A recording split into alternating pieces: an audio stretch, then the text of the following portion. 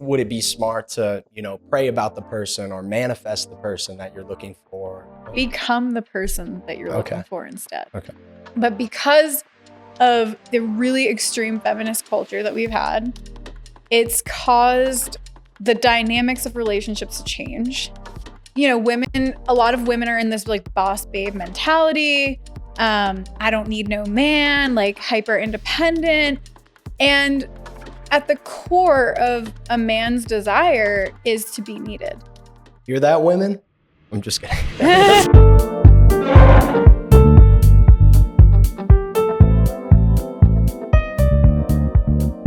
We're doing it. Welcome to Table for One. Thank you so much. We have a wonderful dating coach on today, Lauren Rovis. Thank you so much for coming on. Thanks for having me. I'm excited to be here. Absolutely. You mainly coach guys, correct? I coach everyone, but my clients tend to be more men. Okay. So you got your work cut out for you.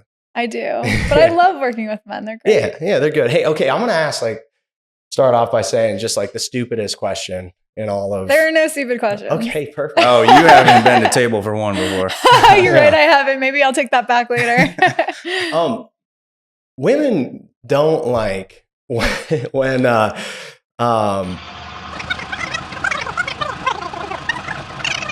what do you mean? What are you asking? Okay. Women don't like when their partners like other girls' Instagram posts. Yeah. But why? What is it? If it's not bad intentions, is that for everybody? I feel like I hear that so many times. Why are you liking? Not saying this is hypothetical, not me. I think it depends on the person, right? It's what it really comes down to is boundaries. Okay. So in the beginning of your relationship, you should talk about what is a boundary, right? If your partner's not comfortable with you liking other girls' Instagram posts, hopefully they'll share why that is, and you can come to some agreement on that. Okay. If they're just super insecure and jealous, then that's probably why they're getting upset about things that don't matter. Okay, I won't go into that one. But so it's more of the gal being insecure compared to the guy that's maybe not as emotional intelligent as you would have him.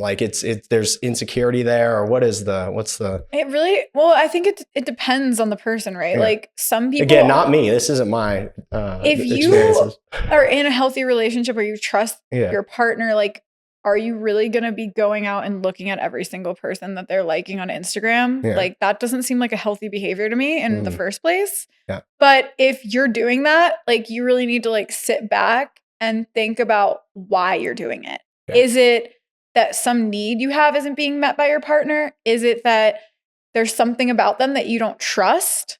Did they betray your trust in the past and that's why you're feeling this way? Are you going based off of a past experience? Are you bringing that baggage into this relationship? Or is it really just curiosity? Mm-hmm. Some people are just curious, right? Let's be honest, we all are out looking at what other people are doing on social media. Right.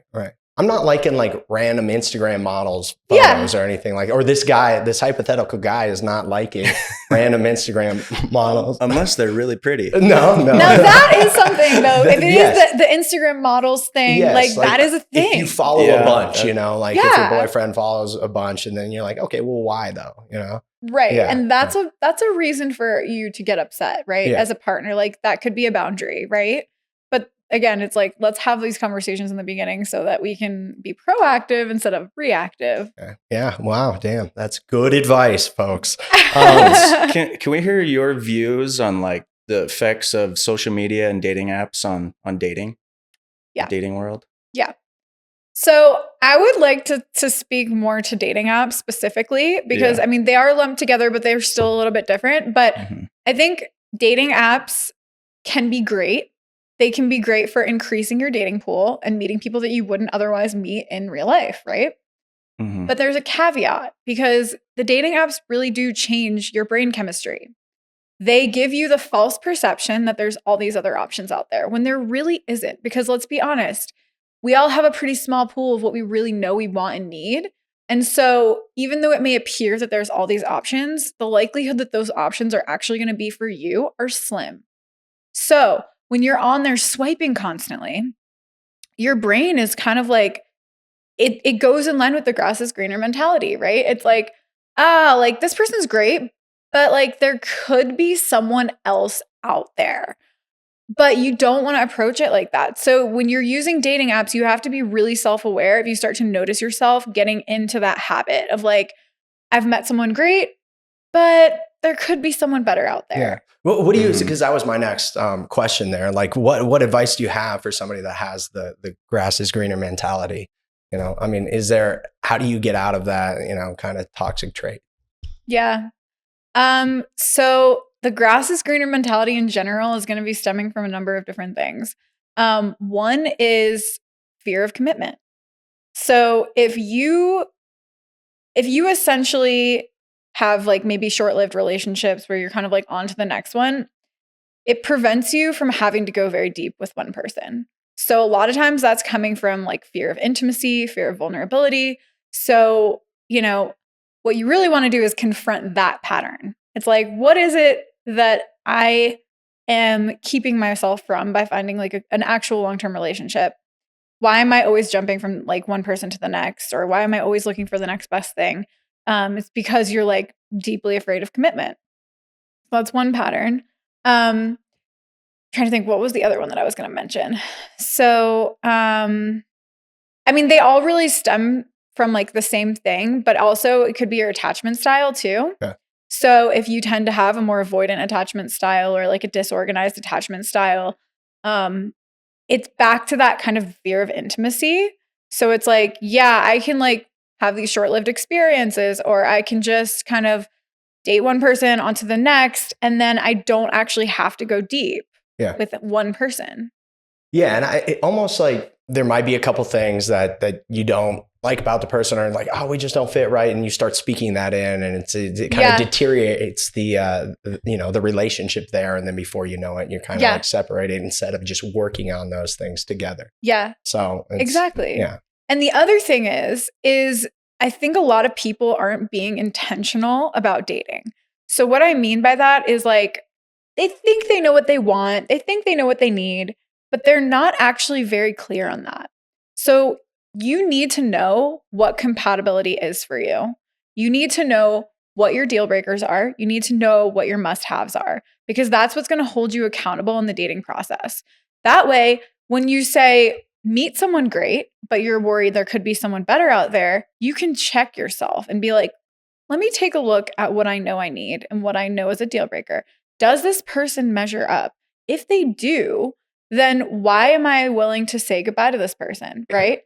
So that's why it's so important to understand those things about yourself, like what compatibility really is. Yeah. High level, what are like, a couple things that you need to make sure you're compatible with for a relationship to work out? Your life vision, right? Like, what do you want out of your life? Do you want to get married? Do you want to have kids? Do you want to live in the suburbs? Do you want to live in the city? Like, just your overall vision for how you want to live your life. Like, does it match? That should be like a big top priority. Yeah, okay. Honestly, number one. Like, you should know that about somebody within, like, even before the first date. If you're using a dating app, like, hey, you can ask them, what are you looking for on here if you want? You don't want to ask then, ask on the first date at some point or within the first couple of days, so you're not wasting your time with someone. Is first date when you should be talking about intentions as well? Or is it okay, that's a must on any first date? Absolutely. Okay. Yeah. I think people avoid that because they're afraid that they're going to come across as too serious or they're going to scare the other person away. But I would challenge you to see it as like, hey, I can get rid of someone who's not going to be what I want. Well, what if they just lie? Quickly. What if they just lie to you? You'll know soon enough. Okay, yeah. You'll know soon enough. Like, if they say that they want the same things as you, great. Like, you're going to keep dating them and find out if that actually aligns. Yeah, that's true. Okay. Oh, okay. Another question. Will a promiscuous lifestyle hinder your chances at finding a healthy relationship in the future?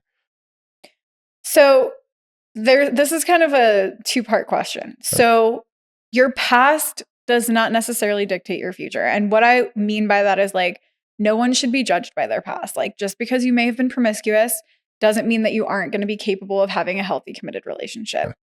But there is a caveat to that. So if you're so used to being promiscuous, having casual sex, not having any kind of emotional connection, that can become a pattern for you to where it's really hard for you to actually build emotional intimacy. A lot of people, and I'm not saying everyone has their reasons for why they're, maybe going through a phase of casual encounters or whatever. But a lot of people who err on the side of being more promiscuous do have a deep fear of intimacy, and they don't have the ability, or they haven't had the ability yet, or they're not allowing themselves to actually be emotionally intimate with someone and vulnerable. Okay. So that's like a negative effect. That's a negative effect, right? But again, it comes down to self-awareness and the desire to change, right?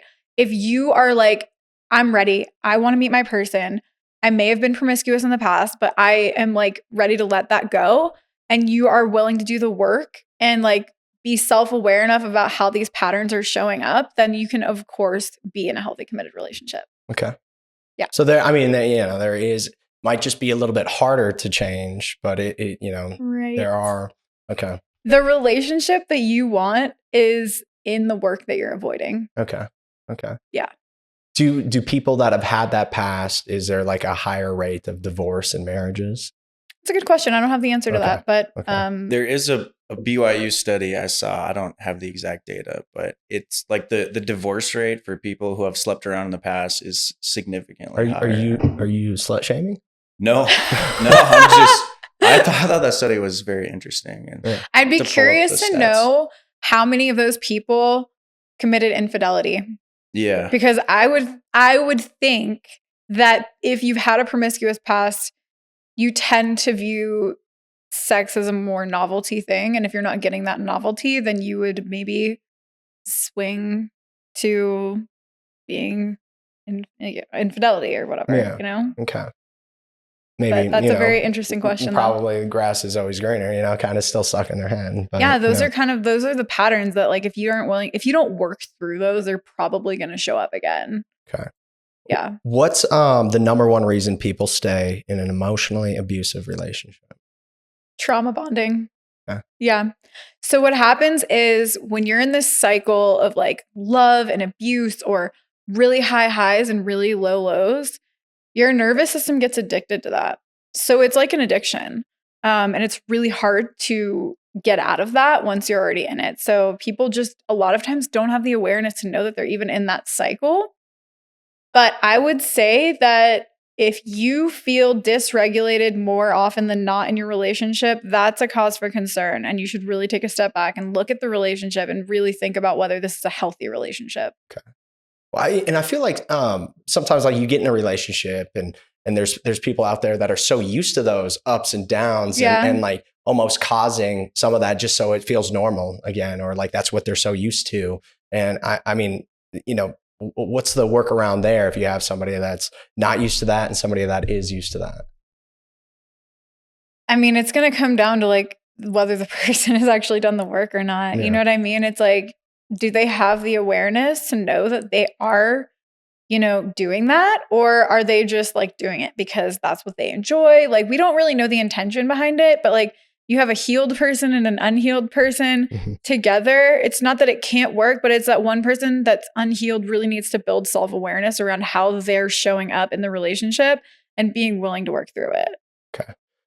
You said you coach men.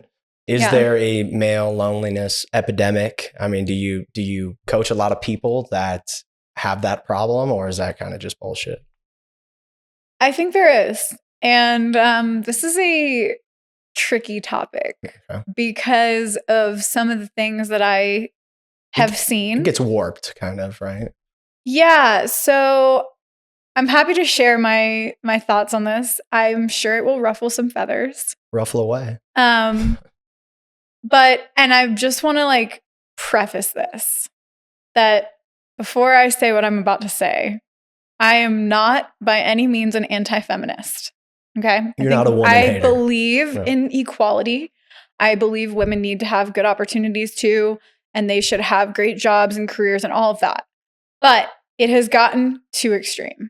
And I think when there's any type of an extreme, it changes dynamics. And people aren't aware of it. A lot of people aren't aware of it. But because of the really extreme feminist culture that we've had, it's caused the dynamics of relationships to change. And, a lot of women are in this like boss babe mentality. I don't need no man, like hyper independent. And at the core of a man's desire is to be needed. And so when you have all these women, or the cultural norm is now to be like strong and independent and like, I don't need a man, it makes a lot of men feel lonely and feel like they can't provide and protect in the way that they want to. And it can be really emasculating as well. So it is really shifting a lot of the dynamics there. Okay. I don't think that came off any wrong way or anything like that. Is there a shift back to maybe like women see that and they're like, I kind of like certain things, being taken care of, or certain things being done, and it doesn't have to be all on my own, or I don't need no man. Is it kind of shifting? Is it kind of shifting a little bit back? Think in some ways, yes. Okay. I think a lot of women are wanting to get more in touch with their feminine side. And, I can speak to this for myself as well, because I was that girl. I was the girl who was like, I'm so strong. I'm so independent. Like I can do everything for myself. And I had to like really sit down and think about whether or not that was really true to me, or whether those were just beliefs that I had taken on because of society. And the more that I like really dove into my feminine side and really like understood more about myself, I was like, that's not me. Yeah. That's actually not me. That's not what I want. Like, I actually would love to be in a traditional relationship where I can take care of the children and the home and like cook for my man and do all of those things, I think that's beautiful. And not to say that other women need to have that perspective. Everything, different strokes for different folks, right? Yeah. But I think there's a lot of women who are realizing like, why is dating not going well for me? Why can I not attract the type of man that I'm looking for? A lot of women really do want a man that's masculine, that takes the lead, that provides and protects them. And they're like, why can't I find this? Mm-hmm. And so it's causing them to actually take a look at themselves and think about like, how am I contributing to this? Like, why am I not attracting this kind of person? And I've coached many women on this as well, where it's like, you say you want this kind of guy, but you're not living in a way that actually can attract him. Yeah. You're actually emasculating this kind of guy. They want purpose, right? In a relationship. Absolutely. Men want purpose. Absolutely. Want to feel needed. And exactly. And that's it. It's like the research has shown time and time again, the core desire of a man is to be needed. And it's not about whether you actually need him. It's about how you make him feel. Do you make him feel needed? Yeah. Yeah. And then I feel like that appreciation kind of goes a long way too, because it like reinstates in their mind, like, I want to keep doing this, like right. I would love to, do things that she appreciates and makes her feel good. So I think that's sometimes gets lost in the modern era of dating. Absolutely. Yeah. For a guy that it's hard, that masculinity aspect, right? And it's hard to, maybe lead or plan dates or, do things that would be, I guess, in that boat for him. Like, how do you help those guys out? Well, I would want to understand a little bit more about why that's hard for them, because every situation is different. Like, what about that is difficult for you? Is that really the type of dynamic that you want, right? Because again, like I've shared, what my ideal dynamic is. Like, I'm more traditional, but not everyone's traditional, right? There's more modern relationships. There's relationships where women are more in their masculine and men are more in their feminine, and it works great for them. And that's awesome. So if this is really not how you are, I would challenge the guy to really look at themselves and what kind of relationship works best for them outside of like whatever society is saying or however they've been in the past. Like, what really is what do you really want? Like, if you want a traditional dynamic, let's figure out what you're doing right now that's not in alignment with that, and then work towards building those behaviors that are going to get you more in line with that. Let's talk about narcissists a little bit. Do you coach any? I mean, do you spot tendencies right away? I mean, and can they break out of that, or is like once a narcissist, always a narcissist?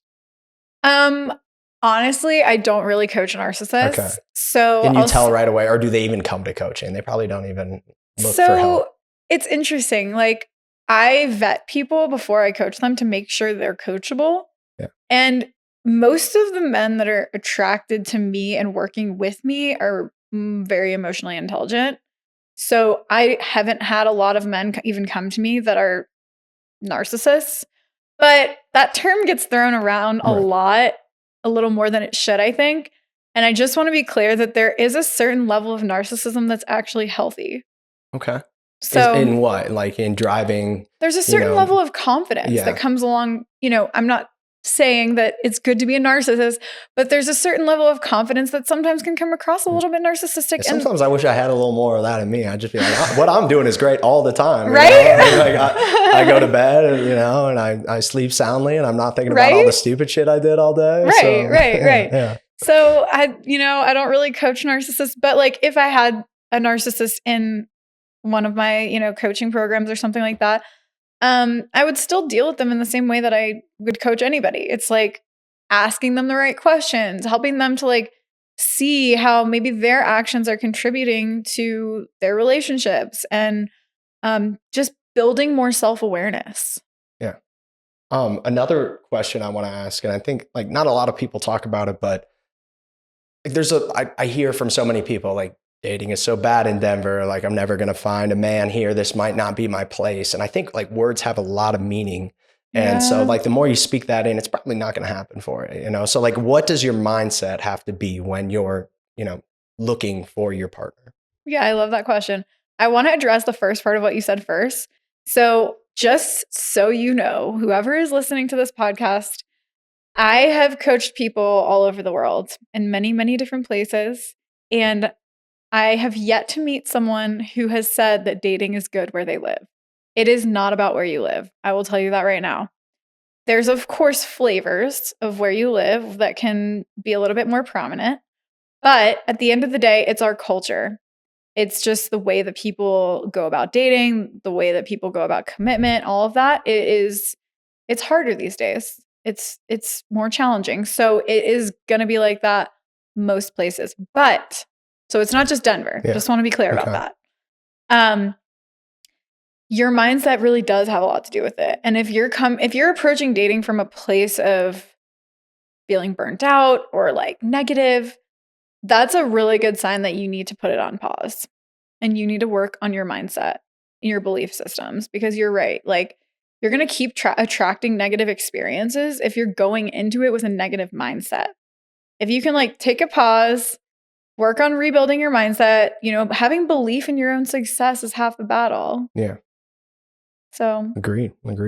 So would it be smart to, pray about the person or manifest the person that you're looking for, daily or, weekly, whatever that looks like? Is that like a good thing you should be doing, for lack of a better words? Become the person that you're looking for instead. Okay.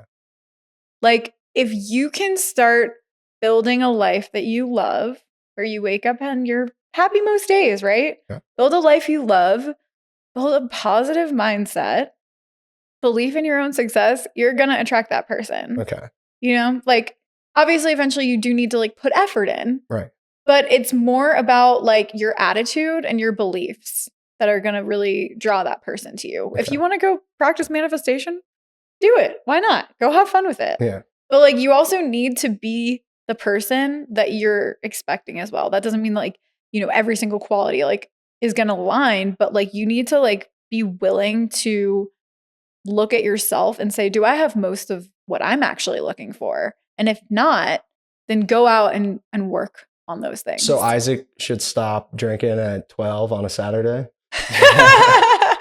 Well, if you're looking for a partner that doesn't drink that often, then that's something you might want to look at. I need a partner who drinks at 12.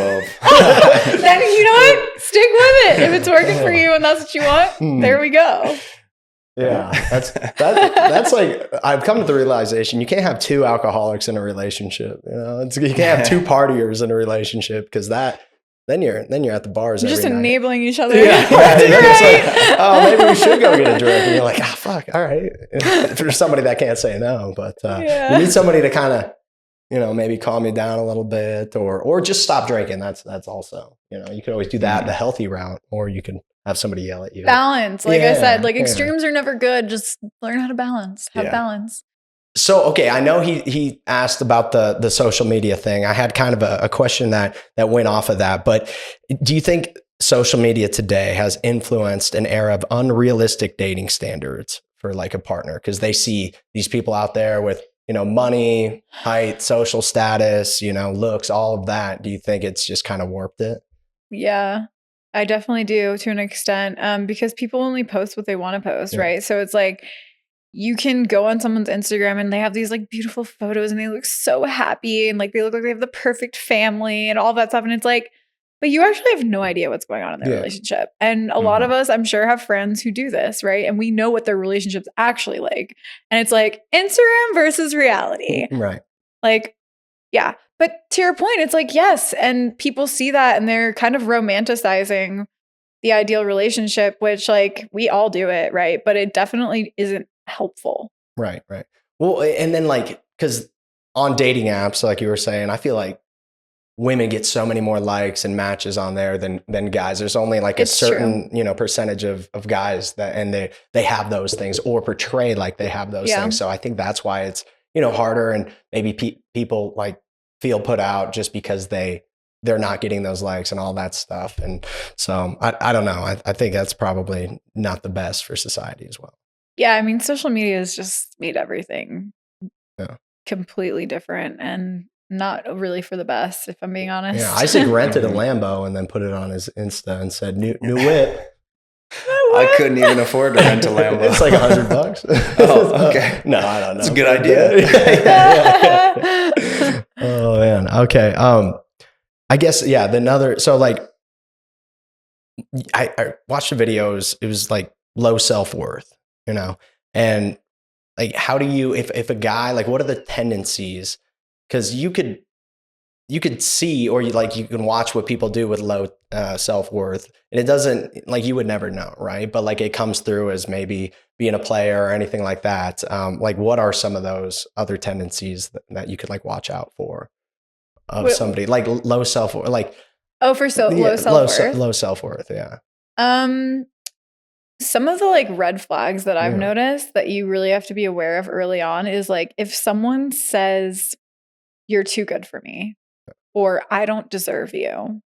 Like those are two really huge things that indicate that they don't have like high self-worth. And I'm not saying that there's anything like necessarily wrong with these people or they're like bad people, but if you start to like see that they're not treating you that well, it's because like they probably don't feel very good about themselves, because people treat you how they feel about themselves. So those are like two things that I feel like you really have to be aware of if someone says those to you. It's hard to love someone else when you don't really love yourself. Exactly. Okay. Yep. Okay. Another question for you, because this is an interview, so there's going to be questions. But, yeah. What? Are you sure? I guess, yeah. So like a lot of times in relationships, I feel like, especially somebody that wants to dive in like really fast, is like, oh, this is the person of my dreams. Like, I love them so much. And then like the dust settles and the blindfold's taken off and you realize you're like, I don't want to be with this person. Like, this is not what I thought it was, not what I was hyping it up in my head. Like, any advice for people that have that tendency or that's their go-to? So love bombing? Yeah, I guess so. Because that's what it sounds like to me. Yeah. I think that if you're someone who goes in and dives in really, really fast, really like immediately, then you need to learn how to take a step back and slow down. Because most of the time people are just chasing a feeling in those cases and they don't actually know this person. So you're like you're really excited about it. And like, we're in the honeymoon phase in the first couple months, right? So everything feels amazing, but that's not reality. So slow down. Like, you don't need to see this person every single day, right? When you meet them, like, take the time to really get to know them. And also like, maybe don't jump into intimacy yet. Physical intimacy. Like, I see a lot of people do this where like And listen, I'm not telling you to like be a purist or anything like that. I'm just saying if you're someone who's used to jumping right into physical intimacy right away, that also can make you feel more attached to somebody more quickly, right? When you actually don't know them. So take that off the table and you only have emotional intimacy. So that's what you're really like, you're getting to the core of that person. Like, who is this person? Do I enjoy spending time with them? How do I feel around them? Right. Do they align with my values? Are we compatible? And then you can get to the fun stuff, right? Yeah.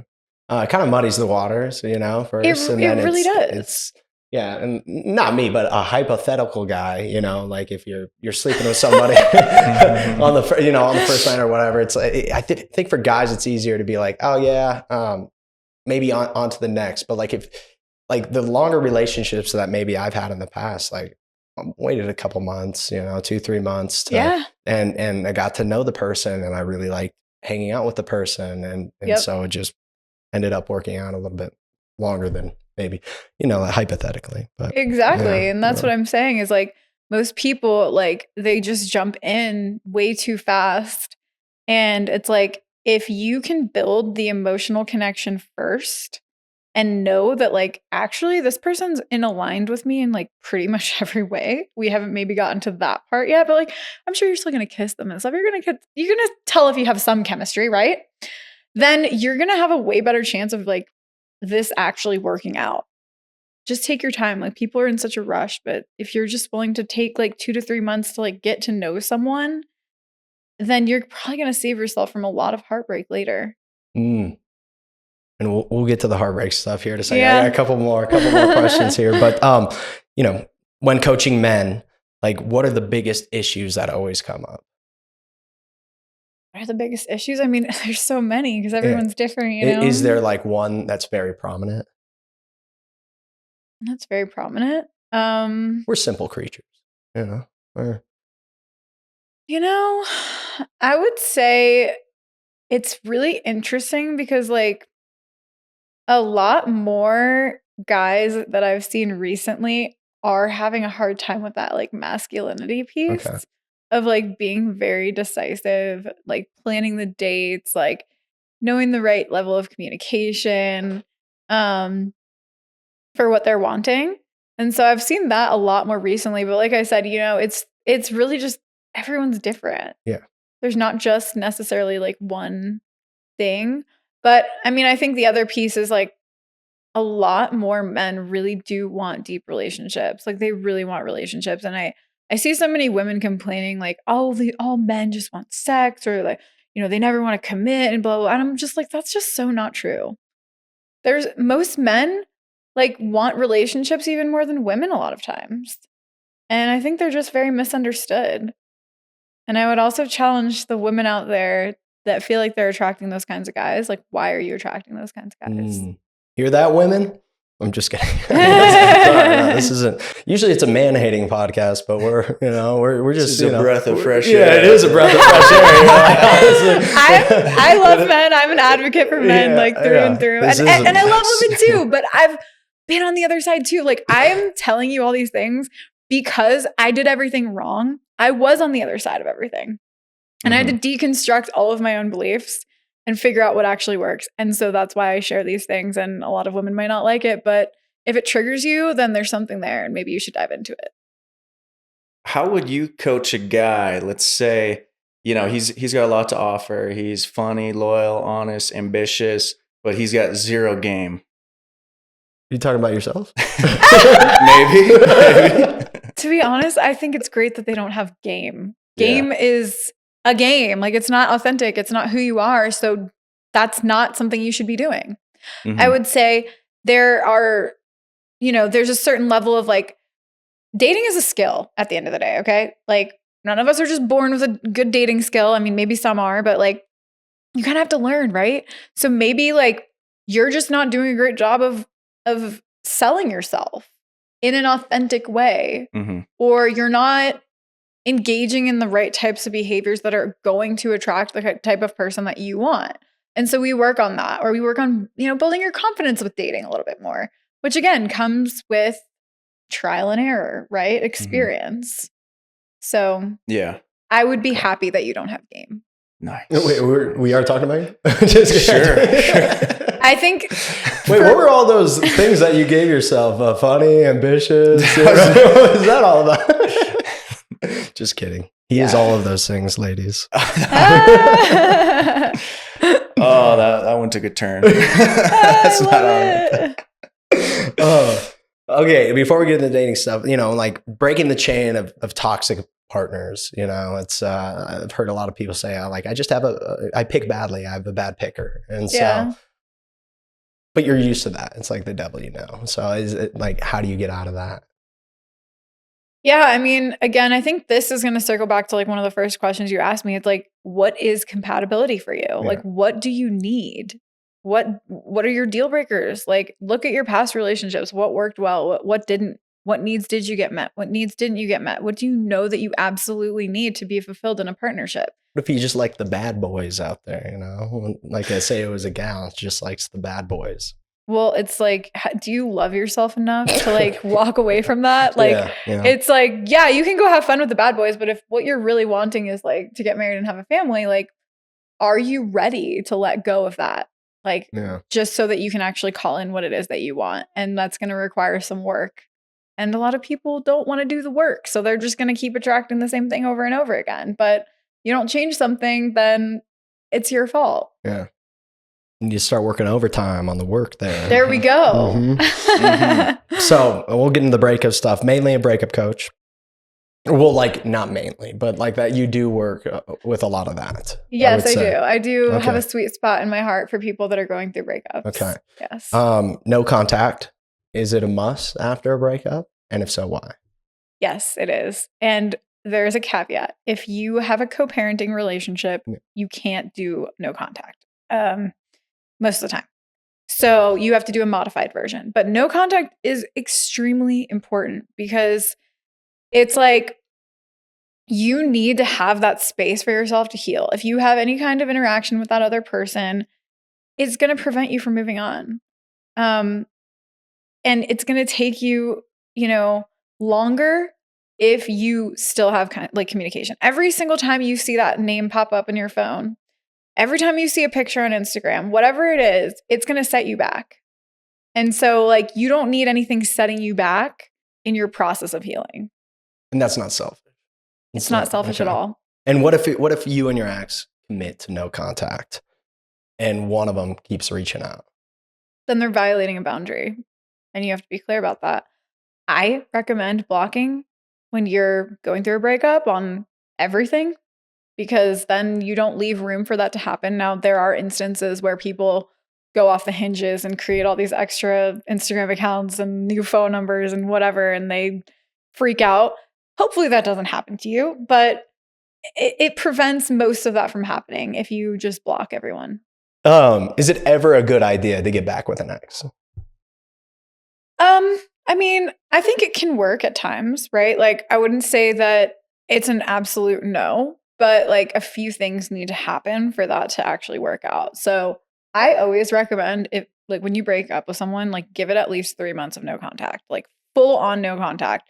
And don't use it as like, okay, at the end of the 3 months, I'm going to reach out to them. Like, use it as the opportunity to like really do a deep dive on like, was this actually the right person for me? Was this actually the right relationship? Like, if you didn't know what compatibility was for you before, figure it out now and then evaluate it against that relationship. If by the end of those 3 months, you're still like, this is definitely the person for me, okay, you can reevaluate. But what needs to happen if you do decide to get back together with that person is you guys need to look at the issues that were happening in the relationship and figure out a plan for how those are going to be resolved. And you also both should be going to your own types of therapy or coaching or something like that to work through whatever the things were that were problems in the relationship. Because if you don't work on them, then they're just going to happen again. So like you have to be proactive and you have to actually be realistic about whether or not like, have we both done the work? Like, is it actually, are we going to actually be able to get through the things that we had problems with before? And most of the time, I don't think people do that. Good. That's a good answer. Should we get into therapy? Everyone should go to therapy. I go to therapy. Is it a red flag if a guy says no to therapy? To me, it is. Yeah. Okay. To me, it is. And if you're a self-aware person or if you're someone who has like tried to like better yourself in some way and you are with somebody who's like absolutely no to therapy, then just know that you're going to be the person in the relationship that keeps growing and they're probably going to say the same and it's going to get really frustrating for you. At least that's what if you I see it. Self-therapize? That's not a word. I mean, listen, not like you can work on yourself and not go to therapy. It's just harder because it's like you're going to have blind spots. But if there's a lot of self-aware people that haven't been to therapy that are still amazing, right? Like I'm not saying therapy is the only way, but you have to do something that's going to help you grow. Started going to a therapist. His name is Don Julio Blanco. How's that working out for you? Oh, I feel bad the next morning. Oh no, it sounds like a trauma bond. Oh, okay. I'm sold on engagement counseling. It's marriage counseling after engagement. I agree with that. Yeah. I have never done therapy before, but would that work? Yeah. I mean, like, listen, not everyone like has to go to therapy. Like, I think everyone can benefit from therapy. And it's really helpful. And even just being open to therapy, even if you haven't been before, that's huge. It's more about like, if you meet someone who's like an absolute no for therapy and you're a growth-minded person or you're a self-aware person, that relationship's probably not going to be right for you. Yeah. I think the problem with me in therapy is I'm perfect, so I don't really need it. Yeah, I mean, that's tough. It's tough being so amazing. I know. It's crazy that, we're just two perfect fellas over here. Yeah. Like, what are the chances that we...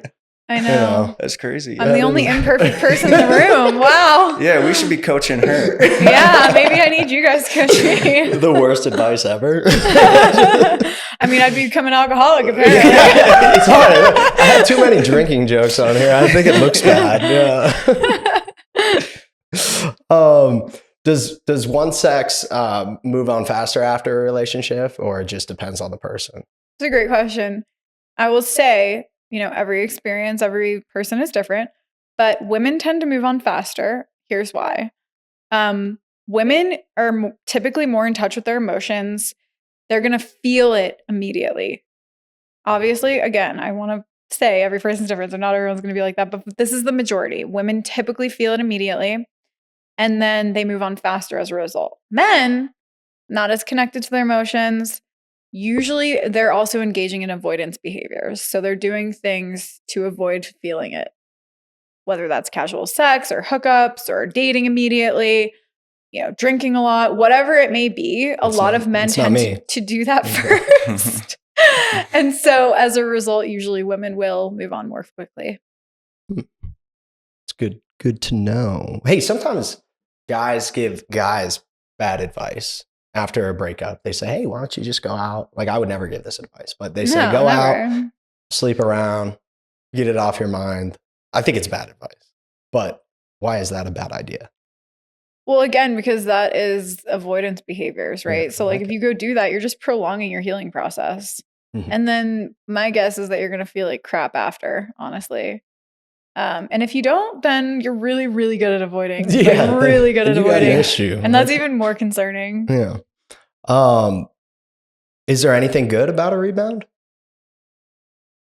I mean, if you had fun in the moment, I mean, if you enjoyed it and you came out of it, and sometimes what can happen with a rebound is like it helps confirm that was not the right relationship for you. And so that can be really validating and that can be really healing and really helpful. Unfortunately, that's not the case more often than not. And that's why I don't necessarily recommend rebounding, but to each their own. Okay. And also, do you need closure to get over a breakup? Are you asking me about whether closure comes from the other person? Just like in the relationship, if there is no closure and separated, like, do you need that to get over a breakup, or can you just go about your day? Closure is a myth. Oh, okay. So closure, everyone has this like story that like, if I just had like one more conversation with this person or whatever, then they're just going to magically like be healed and feel better. And like, that's just not true. closure is something that you find within yourself. And it's what happens when you allow yourself to go no contact and fully separate yourself and feel the breadth of emotion that's there and like let yourself go through the grieving process. That's how you get closure. It doesn't come from the other person. Most of the time when you have gotten a conversation from the other person, you don't end up hearing what you want to hear, and then you end up feeling worse. It's not you. It's not me. It's you. Yeah. Or the other person's not going to be fully honest with you. So it's like, you really just have to figure it out on your own. Yeah, you don't want to hear the truths coming from the other person. It would hurt worse. Okay, well, who's your perfect guy out there? Who's my perfect let's switch guy? it up a little bit. Yeah. Who are you looking for out there? Who am I looking for? I am looking for a masculine man, a little bit more of a traditional relationship, someone who is really self-aware and emotionally intelligent and empathetic, caring, ambitious, and someone who is playful and likes adventure and fun, traveling, knows who they are and what they want, and wants to get married and have a family someday. Do you care? That's a great answer. That is a great answer. First of all, that's a really good answer. So if that's you and you're listening, I am single. Lauren's single. Okay. Yeah. You hear that, fellas? If you're watching. And do you have a type that you look for with looks wise, or is it just if they have those values, it could be anybody? I mean, my celebrity crush is Bradley Cooper, but you know, I don't like the whole type thing because I've dated a lot of different types of men, and like I think it's important to not silo yourself to one specific type of person because you just never know who you could fall in love with and who could be right for you. I think it's important to be open-minded in that way. Okay. Yeah. Okay. Do you think this person's right around the corner? Or? I do. I think that my soul brought me to Colorado for a reason. So do you have a worst date story for us that you've ever been on? Worst date story? Honestly, you know, I've been pretty lucky. I hate to say that. Like, I know that's pretty boring. I haven't had many bad dates. I would say like there was one date that I went on where the guy was just like, when he knew that I was a coach, he decided to tell me all of these really intimate details about his ex-girlfriend, like very deep sexual things that I was like very uncomfortable about, which listen, I'm sex positive, but like it's a first date. Yeah. He turned it into a therapy session or what? It was just awkward. It was so awkward. And I was just like, he was just like telling me all these intimate details. And then you guys have 3 sex swings? That's a little much. Yeah. And then at the end of the date, so I had let him pick me up for the first date. And he's like, so what do you want to do after? And I was like, oh, I'm going to go home, you know? And he's like, why? And he was like, I was hoping we could like cuddle after. And I was like, hit you with the cuddle, huh? Yeah, he hit me with the cuddle. And I was like, listen, I don't get physically intimate on a first date. I don't even kiss on the first date. And he was like, well, that's lame. And he like shamed me for my boundaries, which I was like, bro, are you serious right now? Well, it's good that you knew that it wasn't, you know, right away you could tell. Good red flag. I was like, wow. And then after that, I left and he was like texting me after and he was like, I wish we were cuddling right now. And all of a sudden I was like, oh, gross. Yeah. But then the worst part was, you know, he asked me out again and I said like kindly, like, no, thank you. And he like ripped me a new one. Like he sent me paragraphs and paragraphs and paragraphs about how dating women in America is the worst. And like all women are entitled and like, they're so like, they're not willing to get intimate as quickly as women in Latin America. Cause he had like just done a like whole backpacking trip in like Latin America. And he just like ripped me a new one. Think about how many other women he's sent that paragraph to. You know? Yeah. And I was just thinking to myself, like, what was he hoping to gain out of sending me that? Yeah. Like, what? Yeah. It's an needless to say, I never responded. But anyway. Unless you okay. Oh no. Okay. Where do we find you out here? Like where, you know, where to follow you on TikTok, Instagram? Like what does the coaching process look like? I mean, if anybody's hearing this right now and goes, I would love to do a one-on-one or an intro call or something like that, how would they get in touch with you? Instagram is probably the best way to find me. I'm also on TikTok too. I actually have a bigger following on TikTok, but like I'm a little bit more active on Instagram. And you can book a session with me through like the link in my profile if you're interested in working with me. Okay. And that's just is the Instagram is just your name? It's Rovis? Lauren Rovis. Yeah. Okay. At Lauren Rovis. So it's very easy to find me. Perfect. Have you, and I don't know if you can say, but like a worst date or worst experience story from one of your clients? You don't have to, like, obviously don't say name, but anything that you heard that you were just like, holy shit, I can't believe I'm hearing this right now. Or it might not be good because like if they I feel like it's confidential, so I can't really like share things about my clients. Okay, actually, let me throw in one more. How detrimental is lustful patterns? We'll say for men, and how do they fix that?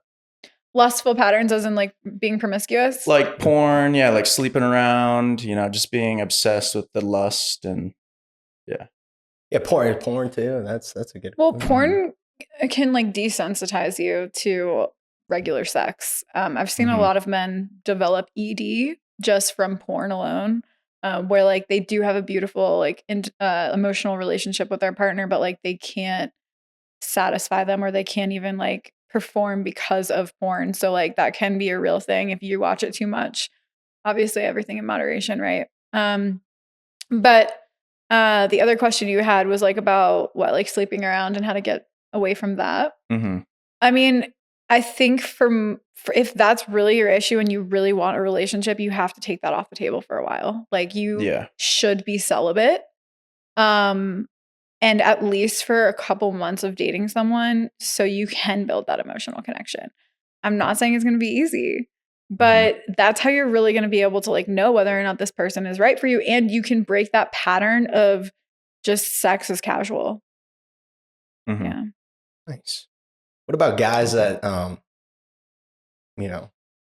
jerk off too much? That's not me, but I'm saying like that's I try not to, but that's probably bad for you too. I mean, it can be an addiction. Yeah. So it's like everything again in moderation, right? I live my life in the way that I think balance is just really important in all aspects. And like if you're doing too much of something, like it can be an addiction, even if it's not technically like what someone would consider like an addictive thing. Like it's the personality trait of becoming addicted to it. It's not the thing itself. So just becoming aware of that. And if there's something that you feel like you have too much of, like take it off the table for a while.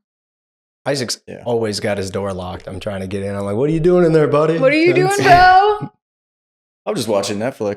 Netflix and chilling with myself.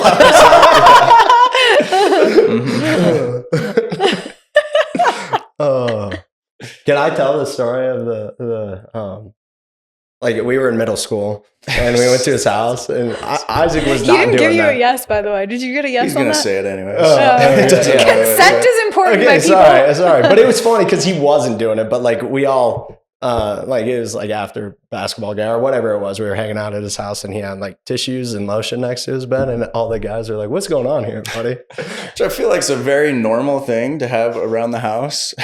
Yeah, I mean, their dirty minds just twisted it. Yeah, maybe it was us. It was probably us that were thinking like, God forbid a man wants to stay moisturized and wipe his God nose. God forbid you have a sock on your floor too. I mean, who knows? This guy had the runniest nose and the driest skin. Oh my God. All right, last question. Why are you a catch, Lauren? Why am I a catch? No. I mean, can you not already tell? Yeah, we can already tell. Yeah. But if you had to put it into words. This is like a weird thing. It is the weirdest question. It honestly makes me feel like a narcissist, like sharing this. No, you kind of got to brag on yourself. So okay, I can do this. So what makes me a catch is that I'm extremely self-aware. I've been to therapy. I know myself deeply. I know what I need. I know what I want. I know the type of relationship that would make me feel good. I know the type of person that I really need to be with. I'm super open-minded. I am super adventurous. I've been to 18 plus countries. I've traveled solo quite a bit. And I'm down to like do all the crazy things that you've probably wanted to do that you haven't had a partner to do them with and risk my life. but I'm also like really sweet. And, you know, I would be the person that's always going to cheer you on. And, yeah, I don't know.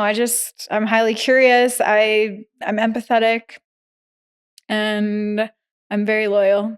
So I think those are the things that probably make me a catch. Yeah, that was a great. That's probably our best answer that we've ever had on this question. We've had some wild answers on this, but have you? Wait, what's the most wild answer you've gotten? We got own property one time. You got to have your own house. We got that wasn't I don't wild. remember what Joey said, but yeah, Joey just had nothing to say.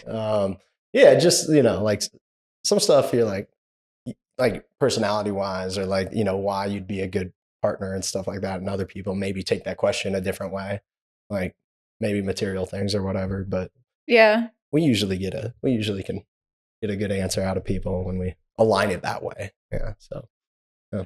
Mine wasn't wild. No, it was good. It was really good. Answer. No, that was a very good answer. Thank you guys. I appreciate that. Yeah, thank you so much, Lauren. That was awesome. And I think there was a lot of good information on there that could help people. And so hopefully our clips and the material in here, somebody can find some value out of. So I appreciate hope it. so. Yeah. Oh, I'm sure they will. Like, yeah. I did. I felt like that was a good little therapy session for me. So. Your first therapy session. Yeah, right. Who knew? Don Julio might be jealous. Yeah, I don't know. He's always around. Okay, no, thank you for having me. Yeah, thank you so much. I appreciate it. All right. Here we go. Like and subscribe, Oh, please. yeah, sorry. Like and subscribe.